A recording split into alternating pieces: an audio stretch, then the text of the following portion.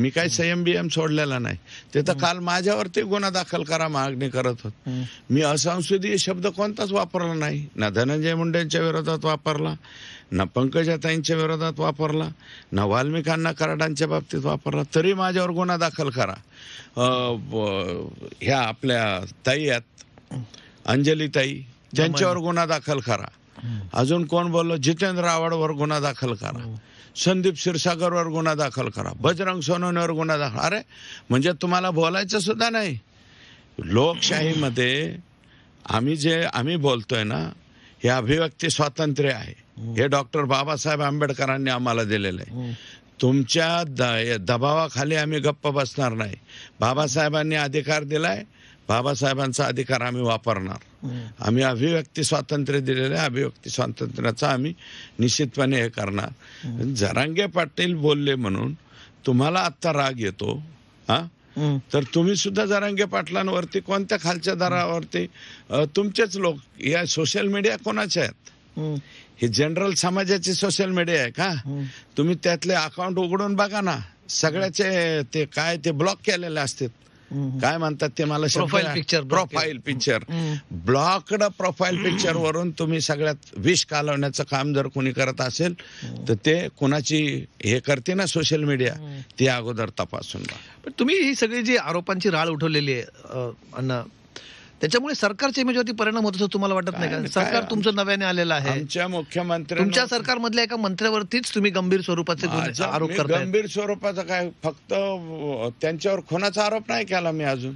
पण त्याच्याशी तुम्ही कनेक्शन जोडता सरकारमधल्या का मंत्र्याचं? सरकार येऊन आपण बघा, जुम्मे 9 दिन नाही होय सरकार आके, तुम्ही लगेच या सरकारमधलं कुठं आता जुम्मे सरकार आलं? आपण लगेच सरकार आल्या नाही, ही घटना अगोदरच्या आहेत ना.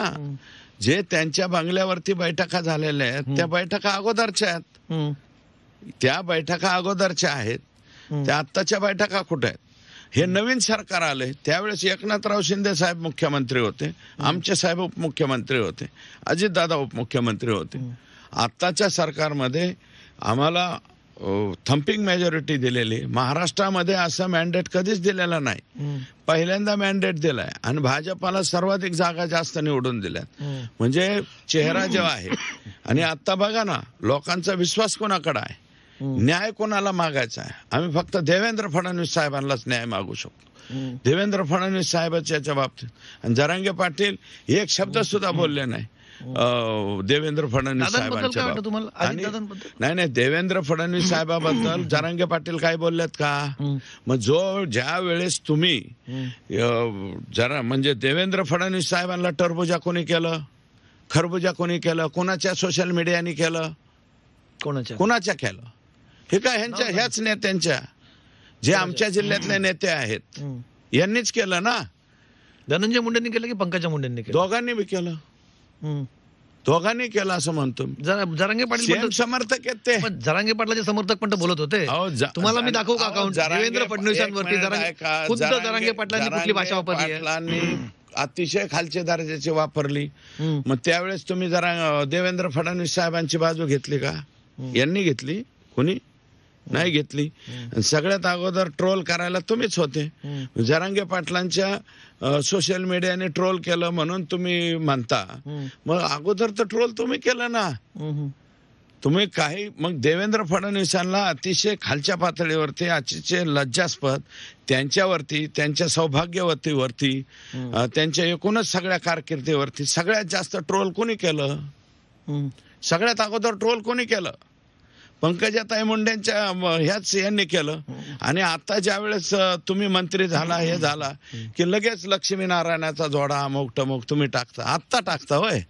अरे ज्यावेळेस 2019ला सरकार गेलं तर आमच्या सारख्या माणसांवरती 30 गुन्हे दाखल झाले. मविया कडनं 30 गुन्हे दाखल केले. त्यावेळेस यांचे लाडके भाऊ उद्धव ठाकरे साहेब होते. हे तिथं म्हणले ना, भाषणात म्हणले माझे बंधू कोण? उद्धव साहेब ठाकरे. मग त्यावेळेस त्यांचे बंधू उद्धव साहेब ठाकरे होते. उद्धव साहेब ठाकरे आणि शरद पवार साहेब आमच्यावर 30 गुन्हे दाखल करत होते. आम्ही त्यावेळेस सुद्धा फडणवीस साहेबांची साथ नाही सोडली. आम्ही फडणवीस साहेबांबरोबरच होतो. आता आम्ही न्याय फक्त फडणवीस साहेबांनाच मागणार आहे. आम्ही यांच्याकडे न्याय नाही मागणार.